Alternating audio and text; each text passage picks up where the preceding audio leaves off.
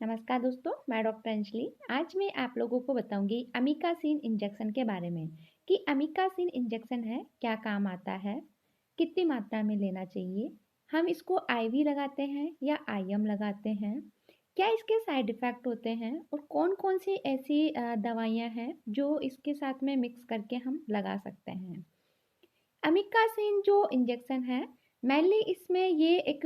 एम्नियोग्लाइकोसाइड जो एंटीबायोटिक जो ग्रुप है उस क्लास की एक एंटीबायोटिक होती है जो कि हमारे बैक्टीरिया है बॉडी के अंदर उसको किल करती है, साथ में बैक्टीरिया की जो ग्रोथ है उसको भी रोकती है।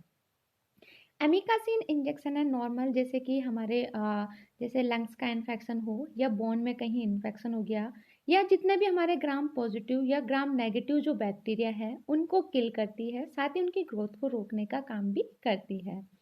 एमिकासिन इंजेक्शन किस में काम आता है, कौन कौन सी ऐसी डिजीज है, तो जैसे कि जिनको हमारे ब्लड के अंदर बैक्टीरिया का इन्फेक्शन हो या फिर हमारा जो एब्डोमेन है तो इंट्रा एब्डोमेन में इन्फेक्शन हो गया हो या फिर हमारे जैसे जॉइंट है, जॉइंट के अंदर इन्फेक्शन हो रहा हो या फिर जैसे हमारी जो ब्रेन की जो लेयर होती है या स्पाइनल कॉर्ड की जो लेयर होती है उनमें सूजन आ रखी हो या फिर जैसे हमारी जो बोन है, बोन के अंदर इन्फेक्शन होने से उसमें से पस का फॉर्मेशन होने लग जाता है तो उसको हम ऑस्टियोमाइलाइटिस बोलते हैं। तो इस कंडीशन के अंदर भी हम अमीकासिन इंजेक्शन को काम में लेते हैं।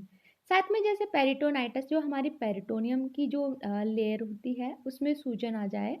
या फिर जैसे हमारे लंग्स है उसमें पानी भर जाए या फिर जैसे हमारे जैसे स्किन या सॉफ्ट टिश्यूज है उसमें इन्फेक्शन हो जाता है जिसमें जैसे पस डिस्चार्ज होने लग जाए, रेडनेस हो जाए, तो उसके अंदर भी हम क्या करते हैं, अमीकासिन इंजेक्शन को काम में लेते हैं। बैक्टीरिया का इन्फेक्शन मैंने जैसे बता दिया आपको, ट्यूबरक्लोसिस की कंडीशन होती है उसके अंदर भी हम अमीकासिन को काम में लेते हैं या फिर हमारे जैसे यूरिनरी ट्रैक्ट जिसे हम यूटीआई बोलते हैं उसमें इन्फेक्शन हो जिसके कारण हमारी वेजाइना के अंदर खुजली होना, जलन होना, साथ में उसमें से क्या होता है बहुत ज़्यादा वाइट डिस्चार्ज आना, तो उस कंडीशन के अंदर भी क्योंकि ये हमारे ईस्ट और बैक्टीरिया के इन्फेक्शन के कारण होता है तो उस कंडीशन में भी हम अमीकासिन इंजेक्शन को काम में लेते हैं। या हमारा जो यूरिनरी ट्रैक है उसके अंदर टीबी हो गया हो या फिर हमारे जैसे ईसोफेगस है उसके अंदर भी टीबी हो गया हो या फिर ओकुलर में ट्यूबरकुलोसिस की कंडीशन डेवलप हो गई हो या फिर इन्फेक्शन के चाहे बैक्टीरियल इन्फेक्शन हो, चाहे फंगल हो, चाहे प्रोटोजोआ हो या कोई वायरल इन्फेक्शन हो, उसके अंदर भी हम अमीकासिन इंजेक्शन को काम में लेते हैं। या जैसे हमारे लंग्स के अंदर ट्यूबरक्लोसिस हो या फिर हमारे जैसे ब्रेन है उसके अंदर भी ट्यूबरक्लोसिस की कंडीशन है, मतलब ऑलमोस्ट जो ट्यूबरक्लोसिस के ट्रीटमेंट के अंदर भी हम अमीकासिन इंजेक्शन को काम में लेते हैं।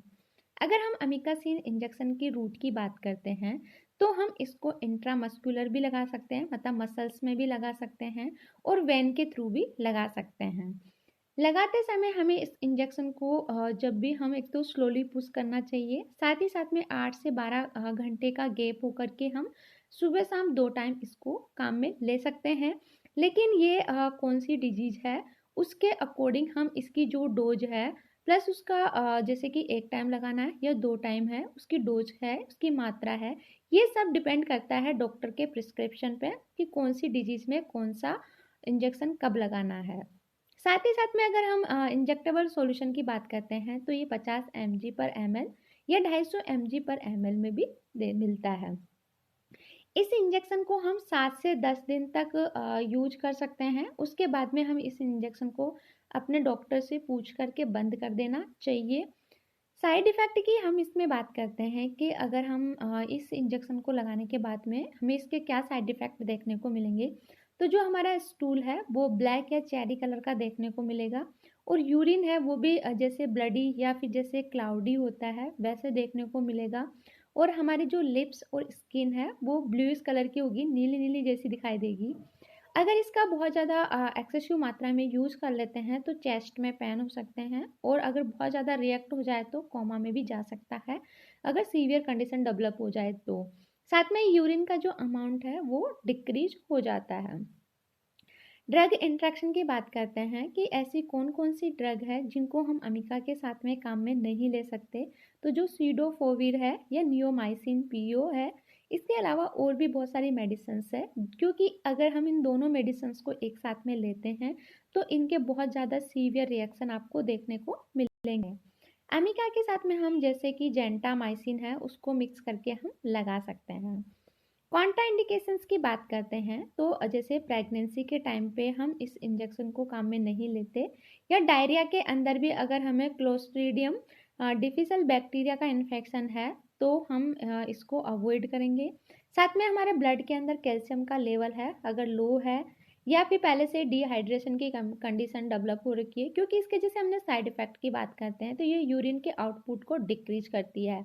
तो इसमें क्या आता है, पहले से ही अगर डिहाइड्रेशन की कंडीशन डेवलप है तो उसमें हम नहीं दे सकते। साथ ही में जैसे पार्किंसन जो डिजीज होती है इसके अंदर क्या होता है कि जो पेशेंट है उनके हाथ पैर कप कपाते हैं, साथ में झुक करके चलता रहता है धीरे धीरे।